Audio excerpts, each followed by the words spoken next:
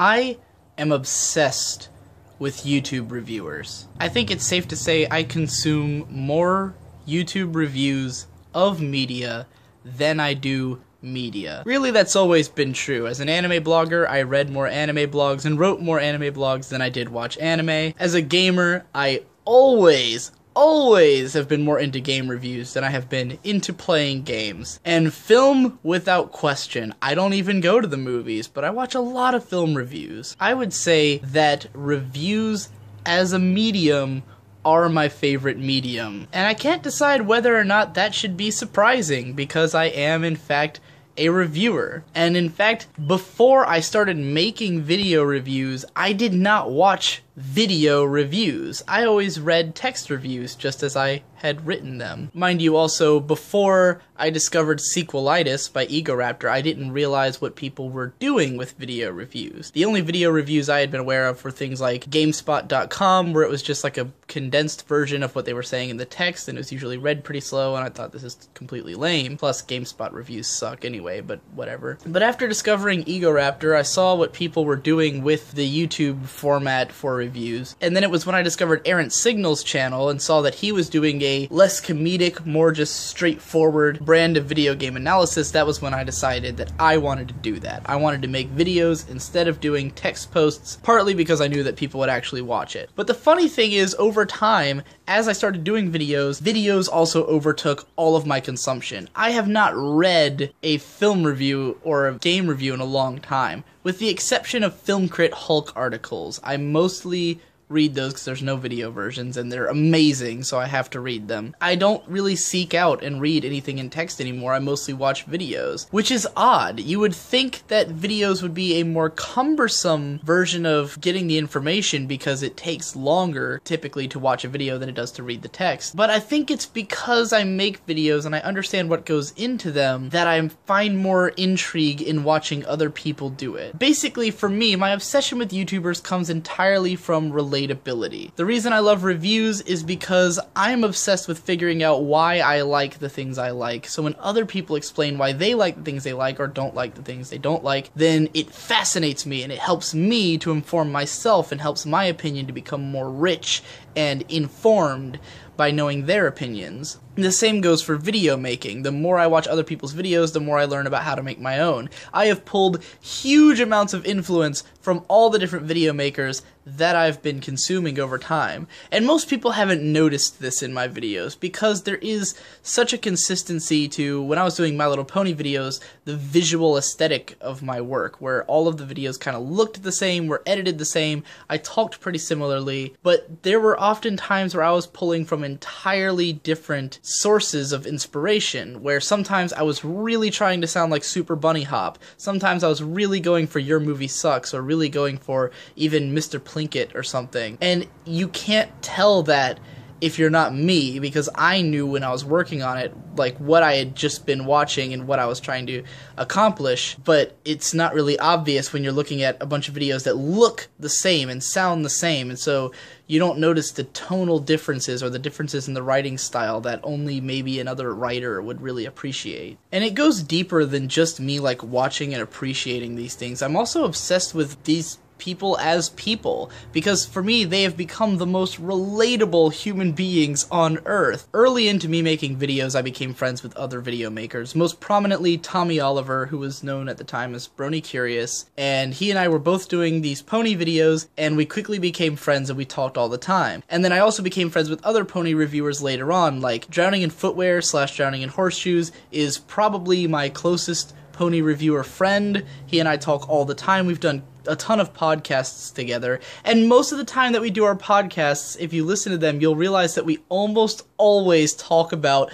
being video makers. We talk about interacting with fans, we talk about the way that our videos are perceived, we talk about whether or not we've been successful, what things have worked, what things haven't, usually from a complacent perspective, because there's no one else we can really air this stuff to. There's no one else we can talk to about these kinds of issues that would understand what we're talking about. They'd just be like, whatever. And the perfect internet show to make me realize that all of us YouTubers are like this was Hello Internet. This is a show that is CGP Grey and the guy from Numberphile, whose name is escaping me right now. The two of them have a podcast together. These two are pretty big-time YouTubers. They are full-time career YouTubers. They've got big channels, lots of subscribers, lots of videos. They've been around for a long time. And they have parts in their show where CGP Grey called it like white guy YouTuber problems, where, you know, they're talking about these issues they have as video makers that would, to anyone who's not a video maker, would sound like bullshit complaining, and they acknowledge this. But to me, I was like, yeah, that's exactly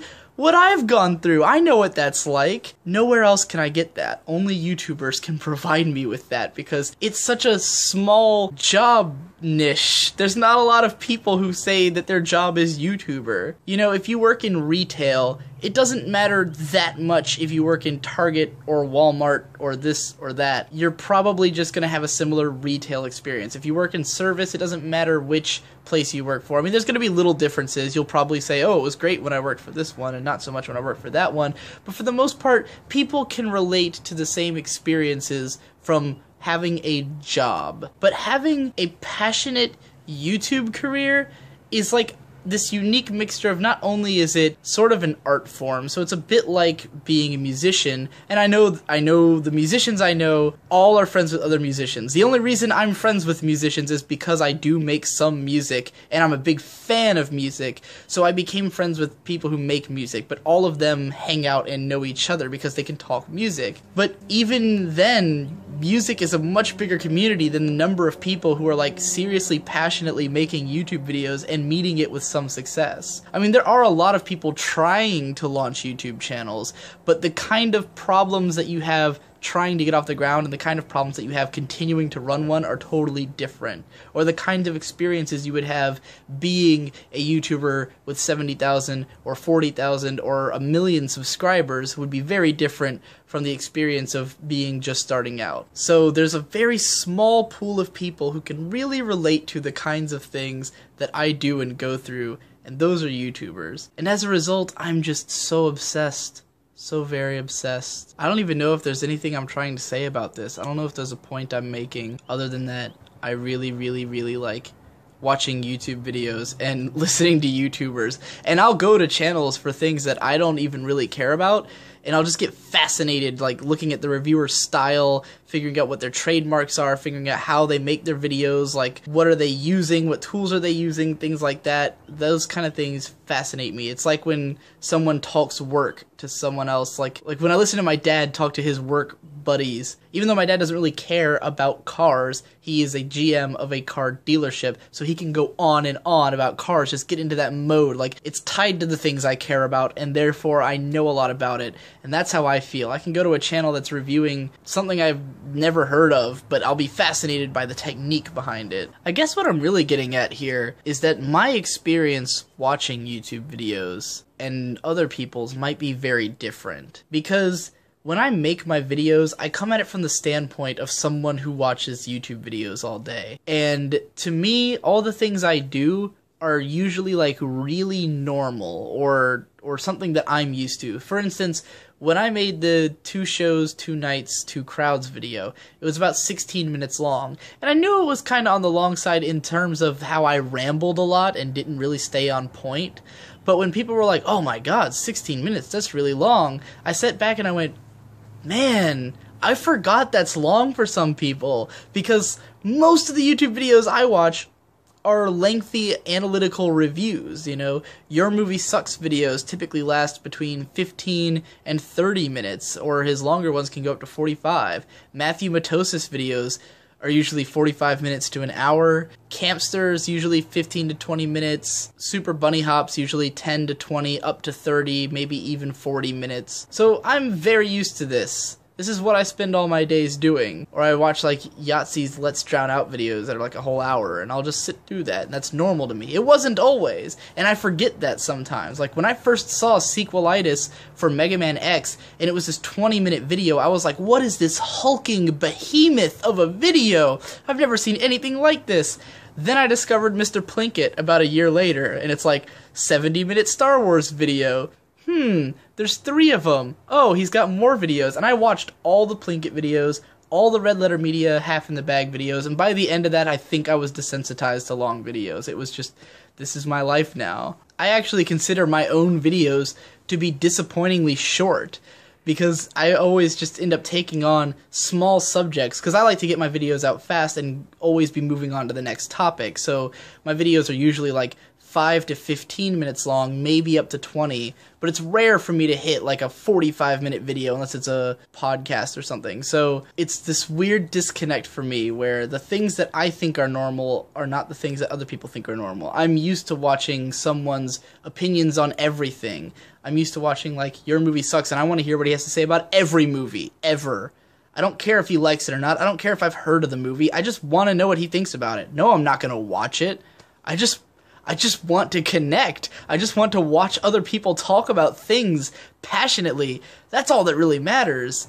It's not about the work. It's about their work of passion, their work of intrigue. That's what fascinates me. And I hope that I appeal to some people in that way. I hope that someone appreciates watching my videos the way I watch other YouTubers, where it's not really about what I'm talking about per se, it's about my opinion or just wanting to see what I have to say about it. I could understand this not always being true, because a lot of what I've done is episodic, and it's hard to watch an episode by episode analysis of something that doesn't really explain what's going on, because I hate doing synopsis. So I totally wouldn't expect someone to watch one of my MLP episodic videos if they didn't see the episode, because you'd be fucking confused. But I at least hope that I'm similar to that in effect, that people just want to watch my stuff because they like me, or they like YouTubers in general, like I do.